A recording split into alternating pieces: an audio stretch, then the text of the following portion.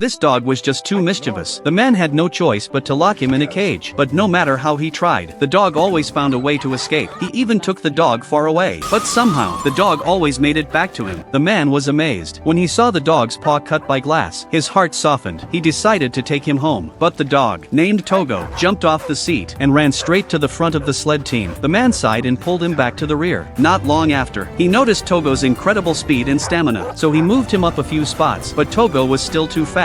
Eventually, Togo became the lead dog. From that day on, Togo became the man's most trusted partner. Until one day, a strange illness swept through the town. The children needed medicine to survive, but a massive storm grounded all flights. Their only option was to use sled dogs to carry the serum across the frozen wilderness. The man was chosen for the mission. He knew this was a race against time. The next morning, he said goodbye to his wife, while the townspeople gathered to wish him well. To save time, he took a dangerous shortcut across a treacherous frozen strait. Sure enough, not long after they set foot on the ice, the surface began to crack. The loud, echoing pops terrified the dogs. Even Togo kept glancing back. The man realized they were in real danger. He began shouting words of encouragement, urging the dogs forward. Slowly, they pushed on. Meanwhile, the town's mayor dispatched 20 sled teams from the other end to meet the man halfway, hoping to speed up the delivery. But the man knew nothing about this. Exhausted from days on the trail, he was barely staying awake, relying solely on Togo to lead them forward. As fate would have it, they passed right by the relay team. The other musher called out desperately, but the wind swallowed his voice. Just when it seemed they'd miss each other, Togo sensed something and turned around. They finally met, and the man received the life-saving serum, eager to get it back to town. He again chose to cross the deadly strait.